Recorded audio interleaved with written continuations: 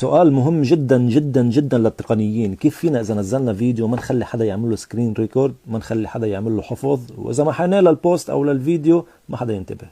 خبروني لو سمحت. هلا هو انا ماني تقني بس عندي ذكاء اصطناعي بعض الاحيان. انت كمدريدي من بعد القرعه طلعت بهذا الفيديو، فانت كصانع محتوى رياضي مدريدي شكلك حتهور وعامل حسابك تاكل 3 ولا 4 ولا 5 من 6، فناوي تتهور بالفيديوهات.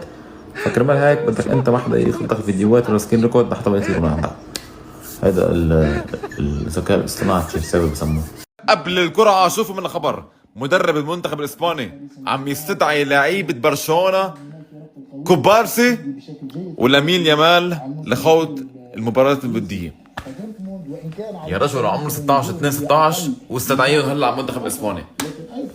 قبل ما لكم توقعات على القرعة، هلا القرعة تخيلوا هيدي المباريات واحدة منهم تصير. هيدي بحال صارت واحدة منهم يا معلم الله يستر، ريال برشا ولا السيتي ريال ولا البايرن برشلونه، هون يا معلم واحدة منهم يا لطيف. اما توقعاتي بايرن برشلونه، اقسم بالله عندي احساس بايرن برشلونه. بلش تطم الكره يا شباب.